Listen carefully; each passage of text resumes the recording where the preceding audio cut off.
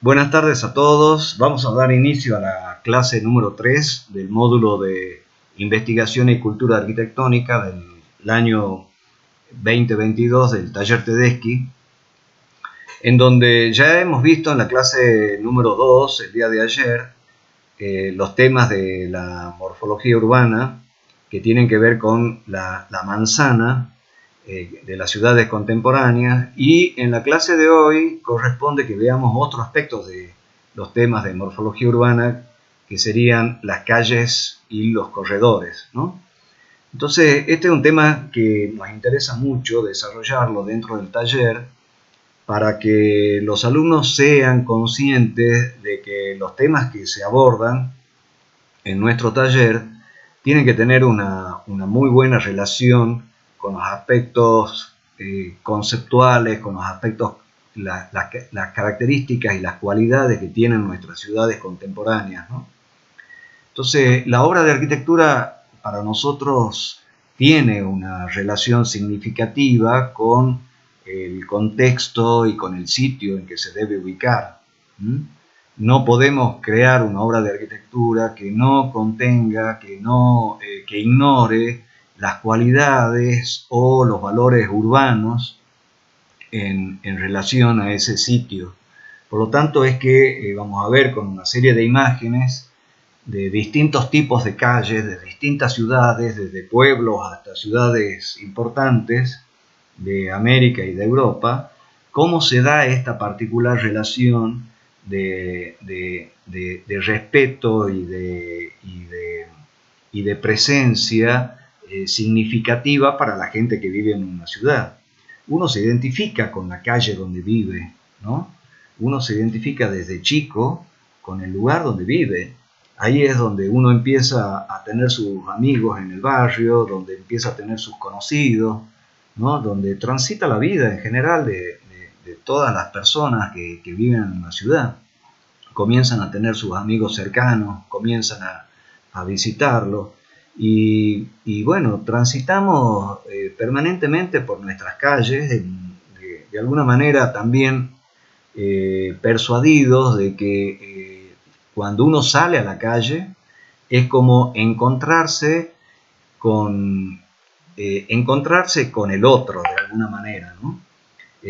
Nos encontramos con el otro en la posibilidad de que podemos establecer un diálogo, podemos conversar, acompañarnos, en fin, toda la cuestión social está ligada al espacio público, en definitiva, ¿no? Y la calle es un aspecto fundamental.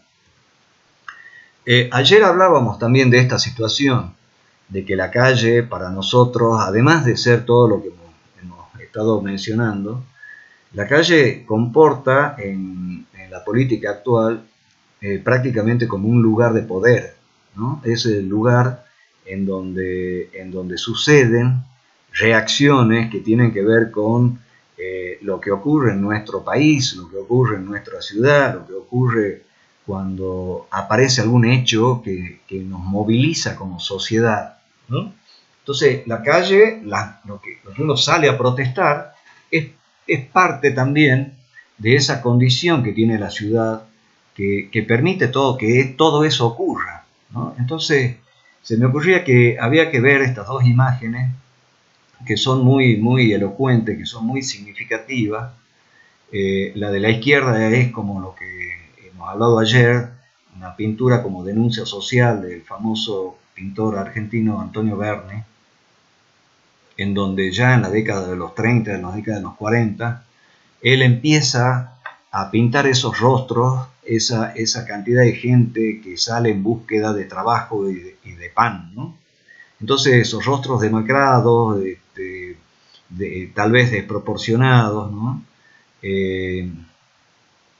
Son realmente una muestra de esa necesidad por lograr mejoras en las condiciones de vida. Y sin embargo, hasta el día de hoy, eso sigue ocurriendo, pero con una diferencia tal vez muy, muy importante, en el sentido de que las manifestaciones que solemos ver, incluso hasta hace pocos días, que estuvo cortada por 3 días la avenida 9 de Julio en Buenos Aires, esto es avenida 9 de Julio, este es el edificio de obras públicas que está atrás, bueno, es elocuente de un momento determinado de nuestro país, en el sentido de que la calle se convierte en un escenario donde suceden los conflictos políticos, sociales y económicos, ¿no? Y uno puede pensar de que hay causas muy justas por detrás de todo esto, pero también hay que pensar de que hay una gran manipulación, que obedece a distintos factores y que uno piensa que esas demandas están evidentemente también en muchos aspectos están siendo manipulados por empresarios, lo que yo le llamo los empresarios de la pobreza, ¿no? Lo que viven de la gente que no tiene trabajo, paradójicamente. Entonces, la calle se constituye en ese ámbito también. No tan solo la tenemos que ver a la calle desde el punto de vista de los edificios que la conforman, sino también de los hechos que suceden dentro de ella, ¿no? Y nuestra ciudad, cuando tenemos que intervenir en nuestra ciudad, no podemos desconocer el pasado, no podemos desconocer la tradición que tenían nuestras calles y nuestro paisaje urbano. Entonces, cuando uno mira, cuando uno ve, observa las fotografías de nuestra ciudad, de Tucumán, en el siglo XIX, se encuentra con unas diferencias importantes con respecto a lo que tenemos hoy, ¿no es así? Fíjense que nuestra ciudad ha tenido planes urbanos sucesivos que han ido configurando el resultado de lo que tenemos hoy, ¿no? Ese gran contraste. Y cuando uno observa estas imágenes, lo primero que uno hace es pensar y ver que había una cierta homogeneidad entre una vivienda y la otra, entre un edificio y el otro. No había diferencias sustanciales, más allá de que hay algunos edificios que tienen planta baja y tienen planta alta, pero todos estaban apegados a una línea de edificación que le daba mucha unidad, con el afán de ensanchar las veredas, que por cierto son muy angostas en nuestra ciudad, pero se les ocurrió a los arquitectos iluminados que tuvimos nosotros acá en nuestra ciudad, que confeccionaron los planes de edificación, los planes urbanos, de que había que retranquear para ensanchar las veredas. De tal manera que hoy creo que debemos tener, tal vez me equivoque, pero debemos tener 2 cuadras ensanchadas completamente, y el resto es una muestra de cuán inoportuna fue esa característica, ¿no? Esa ordenanza. Cuando tenemos algunos terrenos que se retranquean y otros que no, por lo tanto, la ciudad fue perdiendo toda esa característica de homogeneidad y de simpleza y de ordenamiento, ¿sí? Porque era una ciudad que tenía un cierto orden, tanto en las alturas de los edificios, ¿no?, como en la línea de edificación. Hoy tenemos un desorden total, ¿no? Y eso es un aspecto fundamental que lo tenemos que tener en cuenta en el momento en que uno observa nuestra ciudad con una mirada crítica. Pero las calles no solamente han sido con el criterio con el que uno las observa en el día de hoy, ¿no? La Ciudad de México, por ejemplo, no sé si ustedes saben, pero la Ciudad de México fue fundada en un islote ubicado dentro de un gran lago que existía en el Valle de México, y luego esa propia manera de insertar una determinada cantidad de habitantes en una porción, en un suelo, con esas características, le permitió tener hasta calles de agua hasta el siglo XIX, ¿no? Entonces, esa particularidad que viene no tan solo de la ciudad, este es un dibujo del México del siglo XVI, pero la ciudad fue fundada aproximadamente, según los códices aztecas, fue fundada en 1325, ¿no? Fue fundada una ciudad que tenía unas características de centro religioso y de lugar de habitación, ¿no? La gente vivía, trabajaba y además estaban sus templos religiosos allí. Y con el paso del tiempo, las ciudades van evolucionando y esta es la ciudad que hoy podemos tener en la Ciudad de México, que es una imagen absolutamente elocuente de cómo crecen las ciudades y del poco sentido de, paradójicamente, nacer de un lugar interesantísimo, vinculado directamente con la naturaleza, modificándola la naturaleza en muy pocas partes, ¿no? Y siendo respetuoso de ella, al cabo de 4 siglos, 5 siglos, 6 siglos tal vez, México se convierte en este páramo en donde no se distingue ni siquiera la línea de horizonte, ¿no? Entonces, eso es lo que el hombre va realizando a pesar de los avances tecnológicos. Todavía no hemos perdido esa cualidad de ser consistente en saber utilizar el espacio urbano y saber utilizar sobre todo los recursos naturales, ¿no? Bueno, esta es la Ciudad de México, una imagen que yo les comentaba. La Ciudad de México en el centro histórico de la ciudad, a pesar, esto ya es fines del siglo XIX, fíjense la característica que tenían los edificios del centro histórico de la ciudad. Si ustedes tal vez conozcan, pero la Ciudad de México fue fundada sobre las ruinas de la ciudad de Tenochtitlan, que era la vieja ciudad azteca, ¿no? Entonces todos los templos religiosos de Hernán Cortés en el momento de la conquista de México son todos destruidos y con las mismas piedras se edifican los primeros edificios de casas de familia y las primeras iglesias, ¿no? Entonces eso va a traer como consecuencia que la ciudad va creciendo y va tomando partes de ese gran lago que la rodeaba y va a tener distintas obras de infraestructura hasta que se logra desecar todo ese gran lago, pero hasta el siglo XIX se mantenían las calles de agua que llegaban prácticamente hasta la plaza principal de la Ciudad de México, ¿no?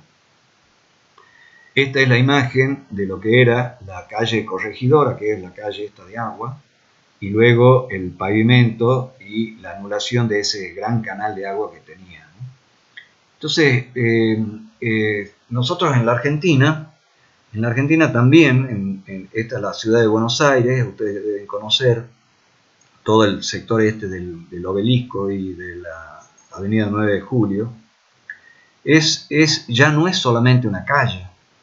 La avenida 9 de Julio se comporta como un gran eje, como un gran corredor, que tiene una presencia fundamental dentro de la ciudad de Buenos Aires, y no tan solo de la ciudad de Buenos Aires, sino yo diría ya prácticamente de toda Latinoamérica, la presencia que tiene esa gran avenida, que ha sido pensada en un determinado momento de la ciudad. Ha sido pensada y ha sido planificada. Hoy ha sido también transformada, se hizo una gran intervención urbana que fue con la aparición de la organización de las líneas de colectivos a través de lo que se conoce como Metrobús, pero se ha mantenido como una de las avenidas más importantes con una gran cantidad de forestación y hoy la hace como uno de los paseos más interesantes en recorrer de una ciudad. Pero esto que ustedes están viendo ahora, ese paisaje tan agradable, en realidad era así, ¿no? La idea de abrir la avenida 9 de Julio proviene prácticamente de fines del siglo XIX y a través de distintas administraciones se llegó a la conclusión y se la pudo abrir en las décadas de los 30, creo, ¿no? o fines de la década de los 30, a través de un proyecto que realizó un gran urbanista formado en Europa, que fue de la Paulera, Carlos de la Paulera. Y él propone esa avenida paisajística y se demuelen absolutamente todos estos edificios en una operación de transformación urbana de gran escala. Es, a los ojos de hoy, es increíble la magnitud que tuvo esa transformación, ¿no? Imagínense ustedes expropiar todas estas propiedades y trasladar a los vecinos para que se vayan a vivir a otro lado, ¿no? Eso sería hoy una cuestión que no sé cuánto tiempo tardaría en negociaciones, ¿no? Entonces hablábamos de esas transformaciones urbanas que se dan en un determinado momento. Sin embargo, nosotros en Tucumán seguimos teniendo conflictos con nuestras avenidas, un caos tremendamente vial, un caos vial en la zona de Yerbabuena, en la relación de Yerbabuena con la ciudad, y prácticamente el gobierno no toma ninguna medida que tenga que ver con estas expropiaciones que a veces es necesario hacerlas, ¿no? Para lograr cierta fluidez, tanto no tan solo desde el punto de vista vial, sino también de los equipamientos importantes que necesita una ciudad. Bueno, todas esas transformaciones se fueron dando a partir de las nuevas visiones y los nuevos problemas de la ciudad contemporánea a partir de las décadas de 1920, 1930, fundamentalmente por los grandes maestros de la arquitectura moderna, principalmente Le Corbusier, que fueron los que primero ordenaron y empezaron a investigar los problemas urbanos para tratar de realizar las nuevas reglamentaciones a partir de los congresos internacionales de arquitectura moderna, ¿no? Que se conocen como los CIAM. Entonces, este dibujo ya lo hemos visto en la clase de ayer. Fue hecho cuando Le Corbusier llega a Buenos Aires en la década de los 30 y da su primera conferencia haciendo referencia a estas dos grandes ciudades, ¿no? La ciudad de Nueva York y la ciudad de Buenos Aires. Pero también en este proyecto de la apertura de la 9 de julio, empecé a investigar y a analizar cómo fue que aparecía un edificio en el medio de la avenida, o por lo menos tomando gran parte de la avenida, y que hoy existe y que fue el único edificio que no se lo pudo demoler porque estaba prácticamente terminándose de construir cuando se decidió abrir la avenida, ¿no? Entonces, acá están marcados el obelisco, el año del obelisco de Previch, en 1936. En 1937 comienza el tema de las demoliciones del intendente Mariano de Bedia y Mitre. Se demolieron 138 casas y edificios. En 150 días de demolición fueron demolidas 5 manzanas. La ley de la avenida 9 de Julio comienza prácticamente en 1907, le daba un ancho de 33 metros, ¿no? Y el autor del edificio de Obras Públicas, que es un edificio muy racionalista, sin embargo, él proponía 2 edificios que iban a ser como una especie de homenaje, ¿no? a ese gran espacio, y se terminó haciendo solamente uno solo y que quedó totalmente desbalanceado todo el paisaje urbano de la avenida, ¿no? Entonces, la manera en que uno piensa estos grandes proyectos urbanos, los grandes corredores urbanos, si uno se pone a analizar lo que uno tiene en nuestra ciudad, obviamente que no estamos a la escala de lo que es la ciudad de Buenos Aires, pero sí tenemos ciertos paisajes dentro de nuestra ciudad que son sumamente agradables desde el punto de vista ambiental, ¿no? Entonces, fíjense, este es el corredor de la avenida, de la calle Bernabé Araoz, que es un corredor muy interesante que tiene nuestra ciudad, que recorre desde la avenida Roca hasta la avenida Sarmiento, en donde pasan obviamente las vías del tren de la línea de Belgrano Cargas, pero que toda la forestación que enmarca estas vías le dan un paisaje, le dan una calidad ambiental que es muy, muy interesante desde el punto de vista urbano. Entonces, las transformaciones que fueron dándose en Tucumán, nosotros no podemos ser ajenos a las características que tiene una calle urbana y cuáles son más valiosas que otras, ¿no?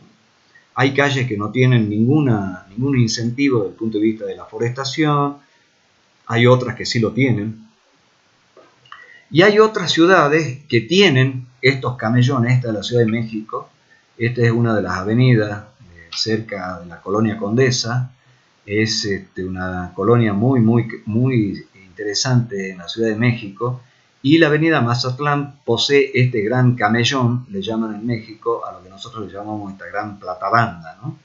Entonces el lugar donde uno puede pasear es como un parque lineal. Esa idea de parque lineal me interesa mucho, porque nosotros estamos en un lugar de trabajo, en el taller, que tiene un parque en un extremo. En nuestro terreno tiene un parque en un extremo y en el otro extremo tenemos una avenida, que es la avenida Adolfo de la Vega. Entonces, tal vez en los trabajos que se han realizado en el semestre anterior, no se le ha dado una adecuada importancia a esta consideración. ¿Qué características debieran tener las calles, ¿no? que, que rodean nuestro terreno, y cómo deberían ser esas calles al llegar al Parque Guillermina? Entonces, nos interesa que uno tenga una posición con respecto a que los edificios que uno está proponiendo tienen que tener una relación adecuada, ¿no? con esa calle, con esa vinculación entre la ciudad y el espacio urbano. Esta, fíjense, es Cartagena de Indias, en Colombia, con calles muy angostas, ¿no?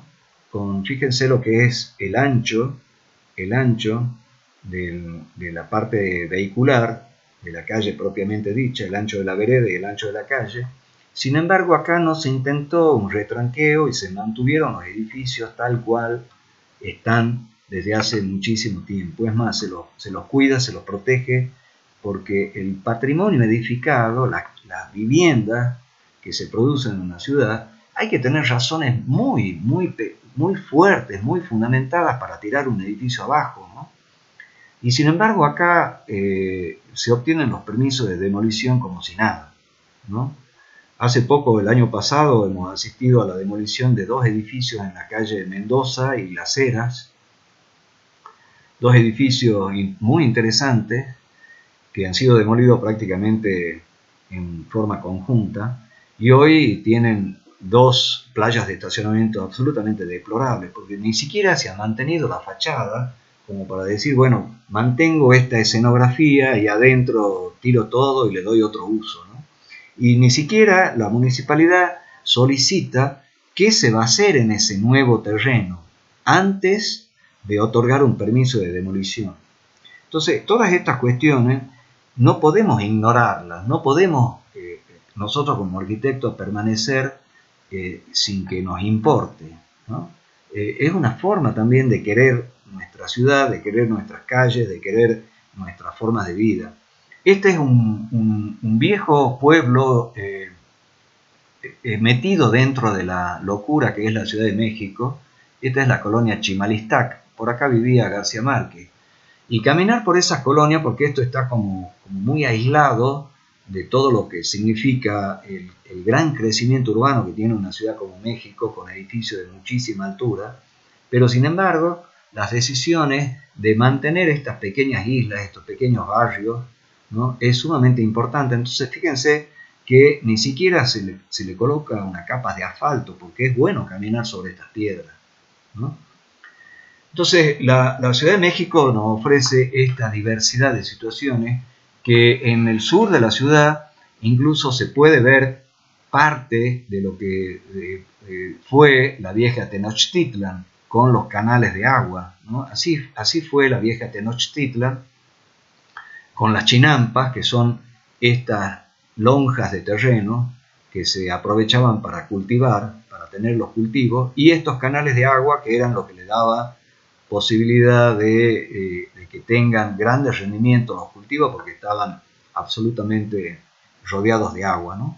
Entonces, en las viejas ciudades, la ciudad de, bueno, y este obviamente es uno de los grandes edificios, que fue el famoso restaurante Los Manantiales, de este gran arquitecto español, de origen español, pero que hizo toda su obra arquitectónica en México, que fue Félix Candela, ¿no? Entonces, la imagen, los lugares característicos de una ciudad no se deben perder, ¿no? No se deben perder totalmente. En este caso, el sur de la Ciudad de México, está la zona de Xochimilco, es lo que yo les decía, que conserva ese hábitat tal cual fue, o muy parecido, muy similar a lo que fue la vieja Tenochtitlan. Y el caso de las calles, que también tienen, por sus dimensiones, por su conformación, por su ubicación dentro de la ciudad, por su ancho, por su tipo de planos que recorre o características de las envolventes, hasta incluso del ancho que tienen y cómo se conforma con este desnivel. Esta será una calle escalonada, ¿no? Esto es la ciudad de Guanajuato, una ciudad también alucinante, una ciudad increíble, que está en un promontorio, en una pequeña montañita, ¿no? Entonces, una ciudad completamente abigarrada, pero que a lo largo de los años fue modificada para introducir vías vehiculares en los que eran los viejos desagües de cloacas, ¿no? Entonces, uno puede tener un paisaje como este, por ejemplo, se abre esta calle, que era viejos desagües, y ve las casas, los fondos de las casas serían, ¿no?, que están acá edificados. Ya vamos a ver otra imagen también de Guanajuato que queda pendiente, pero a medida que uno se va alejando de esto, también es una zona que se conoce como Indios Verdes, al norte de la Ciudad de México, que son las grandes urbanizaciones que se van haciendo sin planificación, con un mal manejo político, oportunista, ¿no? Allá hay mucha gente también que está ligada a las presiones barriales, a las presiones políticas. Entonces, las municipalidades otorgan permisos en zonas que no debieran permitir construir, como son estas grandes lomadas, porque después se producen desastres ambientales de desmoronamiento y no se puede llegar con la infraestructura que requiere toda esta cantidad de viviendas, ¿no? Entonces, es muy complicado el crecimiento demográfico de una ciudad para controlar ese crecimiento vertiginoso que tienen las ciudades, y que es un problema tanto de una ciudad pequeña, de una ciudad intermedia o como de una gran ciudad, ¿no? La urbanización de estos suelos inapropiados, sin considerar las condiciones de topografía, ¿no? Pero a su vez también tenemos otros tipos de avenidas y de calles, que son estos grandes ejes viales,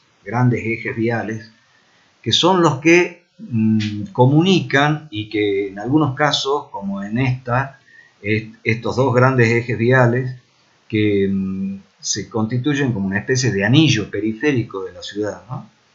Este también es la zona, bueno, acá Indios Verdes está mal puesto, ya no es Indios Verdes. Esta es una zona norte y esta es la zona sur de la Ciudad de México, en donde incluso en los últimos años hasta se hizo un segundo piso de todos estos carriles. Entonces, fíjense cómo la necesidad de tener comunicación vial, pero también provoca una gran ruptura urbana, ¿no? Una gran ruptura del paisaje de una ciudad.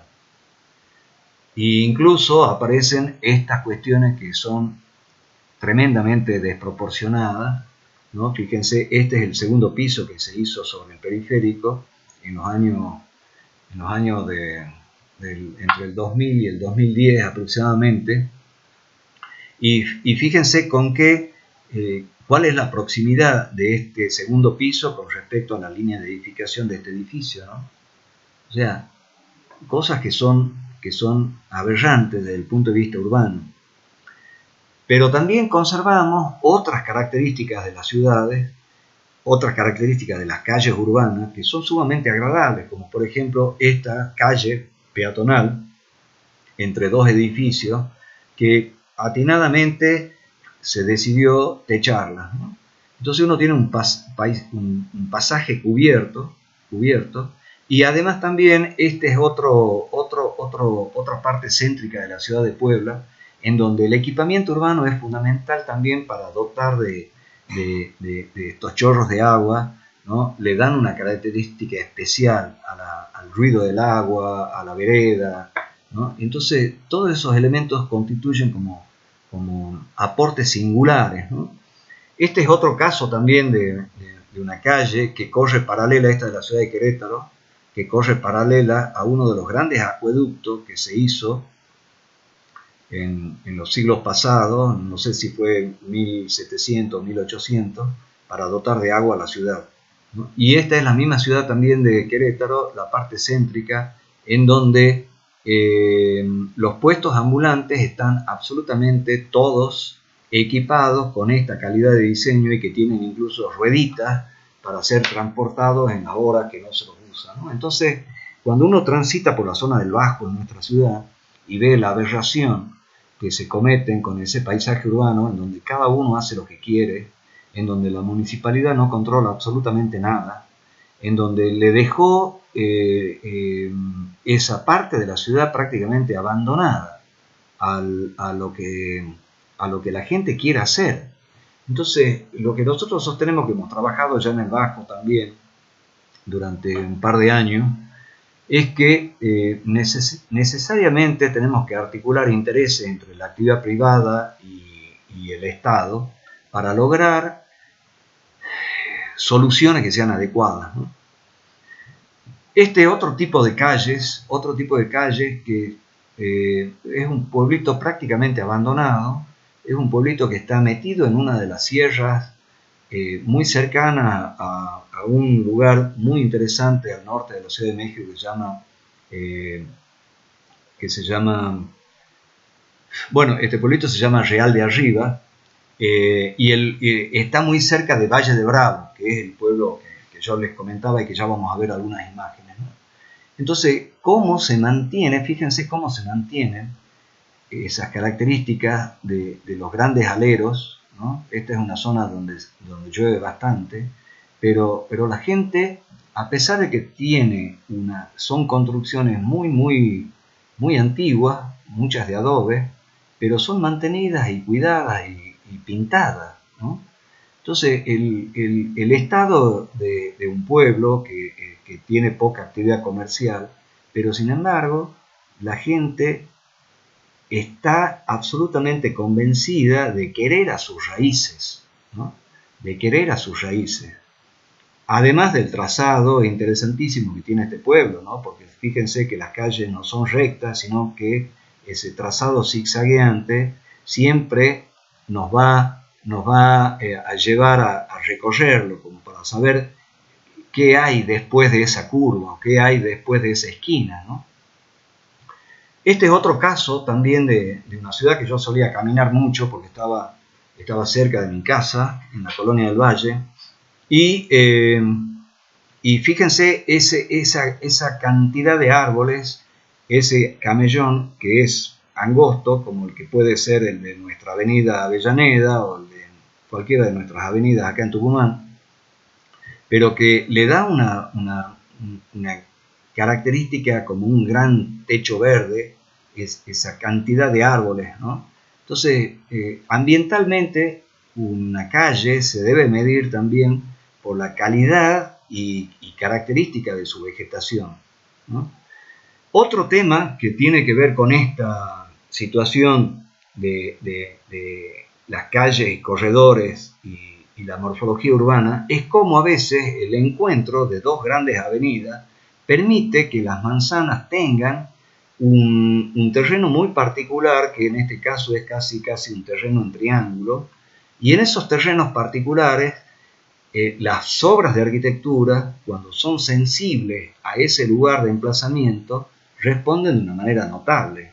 Este es el edificio Ermita, un famoso edificio de la década de los 20, de los 30, del arquitecto Juan Segura, un muy buen arquitecto mexicano, ¿no? Y que hasta, fíjense, cuando nosotros hablamos en el taller de plurifuncionalidad. Bueno, la plurifuncionalidad es un programa que no es nuevo. Este edificio es un edificio de vivienda, pero que tenía en la planta baja locales comerciales y hasta un cine. Hasta un cine. Entonces, la gente pensaba en que los edificios no deben ser solamente para resolver un problema puntual de una función, sino que los edificios deben satisfacer distintos tipos de actividades para que pueda tener una vida útil mucho más prolongada, ¿no? Entonces, bueno, estas son esas grandes oportunidades que se dan cada tanto de tener un edificio ícono, le llamemos así. Esta es otra curiosa conformación de un pueblo hermosísimo cerca de la ciudad de Veracruz, en México, que se llama Tlacotalpan, que se da una particular conformación tipológica porque todas las viviendas, todas estas son viviendas, ¿no?, que tienen un gran portal, que incluso se puede caminar por acá porque es parte de la vereda, y las viviendas tienen unos grandes ventanales que dan a esos grandes portales o grandes recovas, ¿no? Entonces, la particular conformación de un clima que es bastante cálido, con techos inclinados, porque llueve mucho, hace que este pueblo sea uno de los pueblos mágicos que tiene México, ¿no? Y sin embargo, no tiene grandes árboles en su recorrido. Uno no ve grandes árboles, pero a pesar de que no hay árboles y que hay, obviamente, estos grandes postes de energía eléctrica que alteran un poco la fisonomía, ¿no?, de ese paisaje urbano, la calle tiene una calidad urbana notable, ¿no? Este es otro pueblo que también lo hemos podido recorrer. Este es un pueblo en donde era un viejo un centro ceremonial maya, y cómo los españoles hicieron lo que hicieron también en Tenochtitlán. El modelo de Tenochtitlán fue replicado en muchas otras ciudades también, ¿no? Entonces, en todos los centros religiosos, los españoles determinaron destruirlos a las principales pirámides y construir los conventos encima de los restos de las pirámides, ¿no? Había que reemplazar un credo por el otro credo. Entonces, que es el convento más grande de Latinoamérica, el convento que está ubicado acá en Izamal, fíjense que tiene rampas. Es el único convento que se puede acceder a todo el atrio a través de rampas. Son estas rampas. ¿Saben por qué son las rampas? Porque no han podido destruir la base de la pirámide. Se destruyó toda la parte de arriba, pero la base ya no la pudieron destruir, entonces decidieron hacer el convento y aplanar la pirámide y realizar el acceso a ese atrio a través de las rampas, ¿no? Es un pueblo hoy que es maravilloso visitarlo porque también tiene todo un respeto por la arquitectura y utilizan el color característico de este pueblo, que es el amarillo. Las calles no tan solo son vehiculares. La calle, como idea urbana, que puede ser utilizada también como idea arquitectónica, en este caso ha sido utilizada por el arquitecto Teodoro González de León en este proyecto que es la unidad y la facultad pedagógica en el sur de la Ciudad de México. Son dos tiras edificadas, dos tiras de edificio que están separadas por esta calle, que es un espacio lineal, pero que no es solamente un espacio lineal, es un espacio en donde se van formando pequeñas plazas con este escalonado, se mantienen los árboles existentes del lugar, se los deja tal cual están, ¿no? Y las escalinatas van a caer y van a provocar ese respeto por lo que existe, ¿no? Entonces, la calle no tan solo es un lugar para transitar, desde el punto de vista como nosotros lo conocemos, sino también es una idea arquitectónica que se la puede utilizar cuando uno habla de un conjunto de edificios, ¿no? Este es el pueblito de Valle de Bravo que hacíamos referencia cuando hablábamos de Real de Arriba, que es también muy típico y muy característico. Al estar arriba, al estar en la parte alta de una montaña, bueno, se dan estas situaciones, ¿no? La calle escalera, ¿no? Para poder acceder a las viviendas que están más arriba. Los grandes desniveles, no necesariamente hay que transitar, hay que subir escalones cuando uno va caminando por la vereda, ¿no? Y la proximidad y la estrechez que tienen ciertas calles, bueno, se logra también estas situaciones, ¿no? De colgar esos parasoles para darle un ámbito diferente. Esas calles serían como aquí en la provincia de Salta. También. Hay zonas montañosas que hay sí, con escaleras, sí, sí, totalmente. Esta es una ciudad ya de Portugal, una ciudad al norte de Portugal que es Amarante, una ciudad hermosísima, una ciudad que está a la vera de este río, que es el río Támega. Como toda ciudad medieval, está siempre enmarcada por un gran río, ¿no? El río era como un elemento de protección de la ciudad.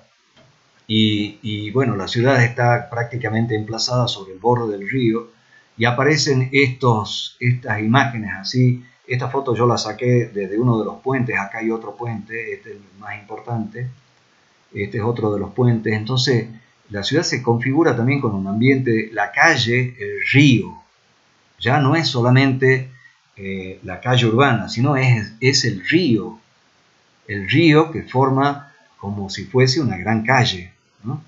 Entonces, esto es lo que... Ya están los 40 minutos. Bueno, gracias, Pablo. Ya vamos terminando. Entonces, como también veíamos este tipo de escalinatas, de escaleras, ¿no? Para poder acceder a ciertas partes de la ciudad. Este es Barceló, en Portugal, otra de las características notables de los espacios urbanos y de la relación de una ciudad con el río. Esta es Aveiro, en Portugal, que también tiene calles de agua, una ciudad que se la conoce como la Venecia de Portugal, y la ciudad se adentra, ¿no? La calle se adentra dentro de la ciudad y llega hasta tener todo un conjunto de edificios nuevos. Este es un edificio relativamente nuevo, que es un hotel. Esta es la calle que penetra dentro de la ciudad formando un canal de agua. Una ciudad hermosísima también, ¿no? Y esta es otra de las ciudades. Esta es particularmente una ciudad en la que la tengo muy próxima, porque en esta ciudad viví acá en Portugal, y la ciudad está como enmarcada por este gran eje vial que tiene todas las características de los postulados del movimiento moderno, en donde se produce un encuentro con otro eje que aparece por acá, en donde ese encuentro se da tanto a nivel con una rotonda, en subsuelo, por túneles y por puentes que pasan por acá arriba. Entonces esto configura obviamente también un gran problema al dividir una ciudad, pero que es una respuesta también al tráfico, ¿no? a la movilidad. Esa misma ciudad de Braga tiene su gran paseo, su más importante paseo peatonal, que es esta avenida como espacio público, con un tratamiento paisajístico notable, ¿no? Esta es Coimbra, en una famosa ciudad portuguesa, donde está una de las universidades más viejas de Europa, la Universidad de Coimbra, también al borde del río Móndego, ¿no? Que le da esa particular relación como calle paseo, con restaurantes, con bares, con elementos que ayudan a configurar todo un espacio público importante. Y fíjense esta diferencia. Esta es la ciudad vieja, de la ciudad del barrio gótico de Barcelona, ¿no? El ancho que tiene de una pared a la otra, y las características de poca luminosidad, pero uno cuando recorre este barrio, bueno, es una de las grandes maravillas que tiene Barcelona, ¿no? El barrio gótico.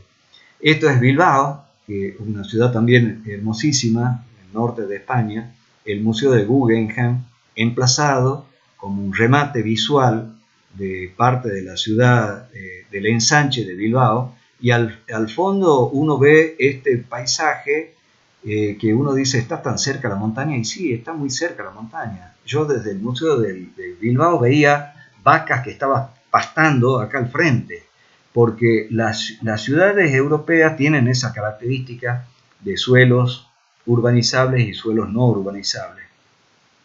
Esta es otra ciudad maravillosa, que es la ciudad de Cuenca, que tiene una historia notable, porque bueno, fue una ciudad en donde se ubica el primer museo de arte abstracto, fundado por un gran artista, Fernando Sobel, ¿no? Y que tiene un emplazamiento alucinante, porque está en un promontorio rodeado de ríos, de dos ríos, y la ciudad prácticamente es una calle única, que es la que recorre la parte central de la ciudad, ¿no?